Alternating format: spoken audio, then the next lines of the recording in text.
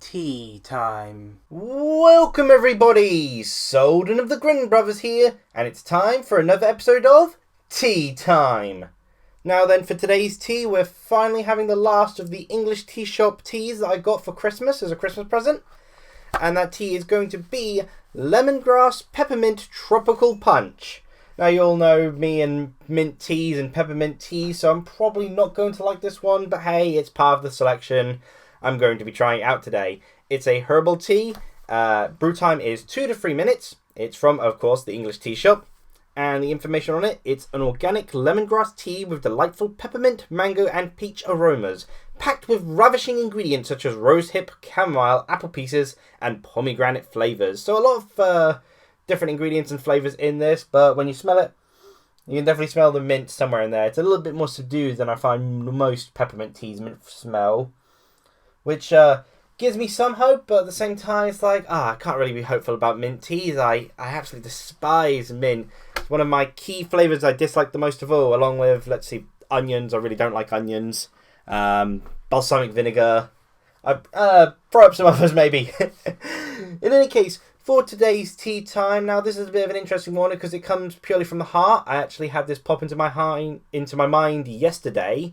It just came to mind, and it's going to be a tea time where I'm comparing specifically two games, or rather my thoughts on these two games, because these two games ended up sharing a similar feeling to them and a similar theme, unintentionally via my perspective.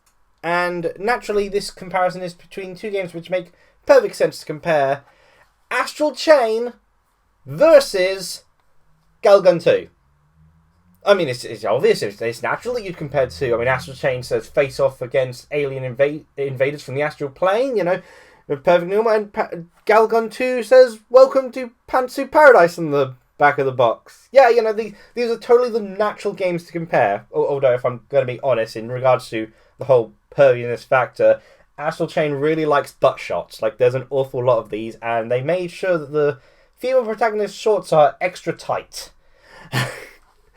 Anyway, why am I comparing these two games of all games? Well, they shared a similar issue, I'd say, and there's a similar theme to bring up in regards to him. Now, the issue is poor first impressions. Both of these games gave a poor first impression, in terms of actually playing the game, not in terms of, seeing the trailers and such. I guess that would be the very first impression, but I mean gameplay-wise, poor first impressions upon playing the game. But the theming is forgiveness, because one of these games I've actually come to really enjoy, I've come to really like, and I forgive it for that poor first impression. I've been able to overlook its poor first impression, and honestly, it's not hard given my low view of the Nintendo Switch. It's one of my favourite games on the Nintendo Switch. It's more than likely within the top 6, if maybe even the top 3 for all I know. I've never actually given a serious thought to a Switch list yet. It's rather early on in the console lifetime. Whereas the other game, whilst I've been able to have fun with the game overall, and whilst I've been able to get a lot of enjoyment post my first impressions, honestly, I still find a lot of fault with it, and I'm still got a bit of a negative stigma towards it. So I guess I'm going to look as to why. And to explain then, the game that I'm actually having the problems looking past its first impressions is Astral Chain. I was able to look past the faults that were there with Galgun 2 in my initial impression of it. Whereas Astral Chain, the problem with it, unlike Galgun 2, is its faults still linger. Astral Chain, there's no sequel yet. Astral Chain doesn't make a good first impression, I feel. In fact, I feel that in the Souldin short start I've done, they would have probably been uploaded by now. I feel Astral Chain is poorly suited for the Souldin short start formula, because the game doesn't start getting good until after File 2. Within the time frame of doing a Souldin short start, the first 2 files was all I was really able to cover. I ended up repeating file number 1 twice. However, the length of the files means that I probably wouldn't have been able to cover File 3 to its vast depth, which is a shame because File 3 is where things get good. Now, the reason things start to get good is that after File 2, through story reasons, your synchronization rate with your Legion is your little little demon buddy, effectively, that you're chained to, is suddenly a lot better. You can go over 100 in terms of synchro rate, and you do a lot more damage. You can do the sync attacks a lot more, and basically you can do a lot more abilities and such with it. And they start introducing more of the puzzle elements. The detective work's a lot more interesting after that, and the locations are a bit cooler as well. And the way the game paces itself, it suddenly works a lot better. Whereas previously, you kind of get thrown into the midst of things. Of course, there are no manuals of games nowadays, so you couldn't prepare yourself. You get thrown into the midst of things, no ability to set your difficulty from the get-go, and you're just kind of expected to know what to do. Then you get the ability to set the difficulty, which is put up yourself to the Platinum Games ranked of normal mode. And the previous difficulty settings mean you couldn't actually earn a rank, so you have to repeat that first level. And actually, furthermore, there's lots of reasons that you have to repeat levels. You have to repeat levels in order to go get the toilet paper from the portaloos in each stage. You have to repeat levels in order to find cats. And you have to repeat levels upon gaining new legions. So it's kind of got that Metroidvania repeat a level sort of process to it. But that means that, no matter what, you're going to have to go back and repeat them. But even without those additions, you were going to have to repeat that first level anyway, because you couldn't set yourself to be able to get ranked in it. Then again, it's really hard to get good ranks without the improvements and buffs you get after the second file, as they call it. The second level, effectively. The other problems that occur for the second file is, of course, just sort of like introductory problems. They don't, they sort of explain bits, but you don't get the proper explanation to everything until file 3, where they actually give the character Lappy, gives you a tour of the police station, and you get most of, the final bits of explanation in file 3, but But kind of a problem with how, after file 1, they give you the option to go up to the normal mode, which should have been from the get-go. But if they were going to limit you into not being able to do that first level with the normal mode difficulty, then you should have saved it until after file 3, because in file 2, you still have the issues of, not everything's explained, and you haven't got the buffs that you're going to get from when you get the full synchro thing. So you're going to struggle getting a higher rank on file 2, and yet they kind of throw you into that. Those were the problems I had with my first impressions of Astral Chain. And unfortunately, they kind of soured a lot of my first impressions, but afterwards, in file 3, I had a lot more fun. Meanwhile, Galgun 2, my problem with the first impression is it's a railgun game. And I have a lot of love for railgun games in the arcades, as well as the sort of light gun games, such as Red Steel on the Nintendo Wii and stuff like that. I really love those. I love, say, motion control aiming of guns, and I like gyro sensing aiming of guns. It's the only time you're ever actually going to see me really enjoy a first-person shooter. I don't really care for them otherwise, unless you get to actually control the motion of the gun. Galgun 2 doesn't allow you to do that properly. I was expecting it to allow you to do that, because it is a railgun game on the Nintendo Switch with motion control Joy-Cons, but instead moving your reticle involved, for some reason, twisting the Joy-Con. It wasn't a one-to-one point where you want to shoot at, which it should have been. It would have made it a lot more fun. And I spent a whole hour just getting frustrated and depressed over the situation with Galgun 2. Have a game how I wanted to play, I couldn't play it like it was. I continued on with Galgun 2 though, and although I feel like I would, if I was doing it rating out of 10, I would have given it a whole extra point on the sole basis of if they allowed you to have light gun aiming in the game. I was able to enjoy it well enough with the control stick playstyle and had a lot of fun with it. And otherwise, there isn't much fault I have with the game other than that. There's a lot of things which are a bit lacking. The effectively dating sim mechanic is just a matter of feeding the girls of your chosen choice chocolate one after the other. Oh man, I wish dating was that easy. How to get a girl to like you? Just keep shoving chocolate in their mouth. Whereas, so there wasn't really any long fault after that. I guess the other fault is they have the cool little art sort of splash image artworks sort of pop up on screen, but they don't warn you when that's about to happen. So I ended up clicking past one of them. Wasn't able to grab a screenshot of it. Galgun 2 had that big issue early on. But I was able to look past it because I was able to have fun in spite of that initial point. And whilst, again, it's a bit of a regret that I could never actually get the light gun game I wanted per se, what I did get was an incredibly fun game. Astral Chain, on the other hand, still has a lot of problems that persist after its first impressions. After all, one of its problems that was made pretty clear immediately was the fact that a lot of it suffers from the same situation as Night Survivor 2, where a lot of control... It's a very complicated game. Galgun 2's advantage it was a very simple game. They're both kind of arcade style, you know, they're fast-paced, to the point, gameplay sort of thing, sort of style of games, and honestly rooted in kind of an arcade fashion. Astral Chain's got a beam-up heritage to it, and Galgun 2 has a light gun heritage to it. Whereas Galgun 2 keeps things simple, though. Astral Chain absolutely does not. There are too many different button combinations throughout the thing, and too much that does one thing or the other. So if you don't click the right thing, it doesn't do the right thing. Mainly the problem is the fact that they allow you to control the camera angle with the right stick, whereas also you have to hold down the ZL button and then move the right stick to control your Legion.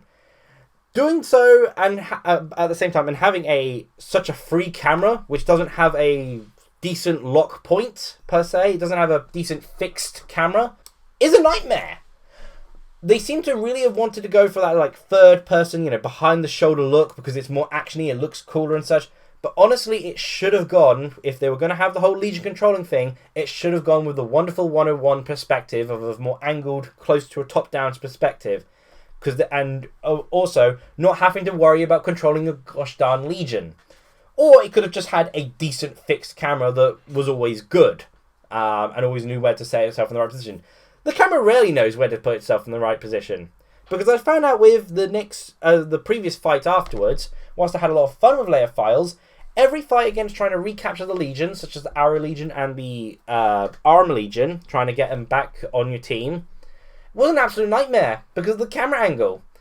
To use like the little puzzle mechanic of using your Sword Legion's laser sword to cut through gates and such. Often, when you're trying to get into the right position, you haven't got the camera in the right position because you're either running away or dodging something at the time. And you can't properly adjust the camera at the same time as wanting to get the Legion where you want it and all that. And where you want it, and yeah. Camera's a nightmare. And trying to, you know, juggle the right stick and the ZL, all that at the same time, is a nightmare. They could have easily solved it by just removing the player choice with the camera angle. But of course, then there comes the problem that the game itself never has a good camera angle. Like, I feel that like it was just expected to have a control over the camera angle. Like, it's just one of those modern things that you can't be without, but it doesn't always work. Sometimes you need a game which sets itself with a fixed camera.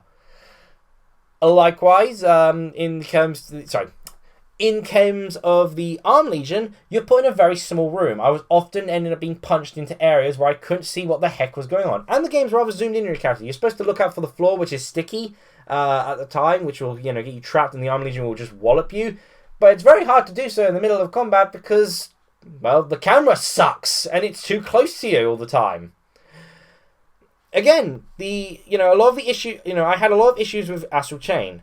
A lot of them were alleviated just by buffing the power of the Legion and having everything explained to you. The moment I was able to overlook a lot of the first impression issues I was having. It's just, the game was just kind of structured poorly in terms of introducing you to it all. And what happens in File 3, where they introduce you around the sort of police station, should have happened almost from the get-go, really. However, problems still persisted, and that's where the theme of forgiveness comes in. I'm able to forgive Galgun 2 because whilst it was disappointing it could never live up to that dream I had, it charmed and was adoring in so many other ways. Astral Chain's problem is that a lot of its problems persist after its first impression. You're able to get over them because you get used to a lot of the problems, and other problems are much more toned down. But a lot of the core issues still remain, and the way the game is structured is still problematic. For instance, it's an arcade-like game with a ranking system, and levels take forever. They are massive, which doesn't go well with a ranking system. You kind of want to be able to finish levels quickly if you're going to be ranked. Because if you get a poor rank, you're going to have to repeat the level. So it's not much fun if the level takes for ages with lots of cutscenes and dialogue and such, which this game does. The blend of the detective stuff and the action stuff don't go as well as they clearly wanted to, which is a shame because I love the idea of it. I love doing the detective stuff and all that. It's a really neat idea, but having the ranking system means that you're going to have to wade through all that stuff all over again just to get the high ranks in the rewards and such for it. Right pain in the butt. I actually brought Knights of Azure 2 with me as well, just to do a bit of comparison's sake, because whilst it's not in the direct versus thing, and whilst I actually had good opinions of it, it did have the slight negative issue of having way too many functions all at once, much like Astral Chain does. It's awfully complicated. The difference between it and Astral Chain, though, is that, honestly, Knights of Azure 2 has a much slower prologue. Astral Chain's prologue has lots of cutscenes to it, but otherwise is very fast-paced. Night Vision 2 has a very lengthy prologue, but because it's told in a much slower-paced way, and honestly, they do probably a bit of a better job and a more smoother-paced job of introducing you to the other functions. Furthermore, you kind of don't need a lot of the functions. Like, a lot of the functions in Astral Chain are really helpful and needed. A lot of the Night Vision 2 functions is when 1 meter builds up, press this and this combination to activate said feature, or this and this combination to activate said feature. So you're not actually having to worry about most of them most of the time. And, you know, you didn't see them all on the screen at once sort of thing. But otherwise, there's not much really to bring up aside from that, you know, that I brought it along just in case I wanted to extend it further. But, no, I just find it an interesting case that Astral Chain's ambition, as it were, kind of has prevented from me being able to overlook a lot of its problems, because its ambition means that it ends up persisting with a lot of its problems. It tried to go for a more cinematic look to it and all. It tried to go for a lot of things you could do with the Legion, and having a lot of the sort of modern day standard stuff of the first person, of the camera control and all that. But honestly, it needed to be simpler to be able to get past quite a few of its problems, and it also needed to be structured better. Galgun 2's problem is a very strange control method problem.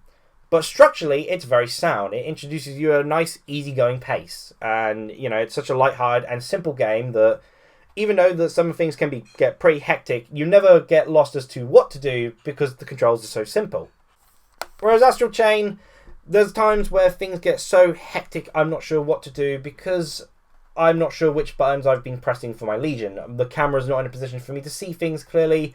And a lot of the time I end up being sort of put down from the fact that, oh man, I'm going to have to repeat all this because I got a poor rank earlier on. And I'd have to repeat it in order to find the cat and the portal loop. And also go back for, depending on if I got the Legion. Like the Beast Legion, there's tons of areas you need to go back and look for in the early levels. And, you know, there's a bit of fun in the replayability of it, but it is kind of annoying when combined with the ranking system. I say kind of. You may have seen my Souldin Short Star, and I was infuriated by a lot of that. I've been having fun with Astral Chain, but like if I was doing a comparison, and I know this is so weird, between the game which says face off against the invaders from the Astral Plane with synergetic action legions, compared to the game which says welcome to Pantsuit Paradise as you play a railgun game sucking up dresses and demons and shooting girls with pheromone bullets, somehow Galgun 2 wins in this case. It's a strange world I live in when I can say this, but it's how I feel. It's through being less ambitious and being easier to understand and easier to control, it becomes the better game. And it's why I'm able to forgive Galgun 2 and Astral Chain. Fun, but not forgiven. Its first impressions have left a scar upon me. And now I'm going to try this, Lemongrass, Peppermint, Tropical Punch. Gosh, all these teas are a mouthful of name. Will I enjoy the peppermint tea? Well, you probably know what it's going to be, but... Oh, I'm sorry, Lemon, you tried! Ah! It's not the worst. The lemon does try to take off some of the edge.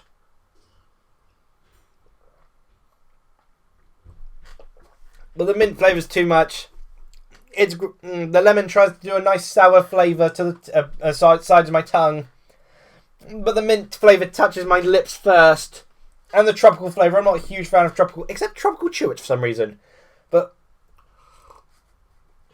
yeah, I'm sorry, Lemon. You tried to save me, Lemon. You tried, but it's mint. Nothing can stand against how horrible mint tastes.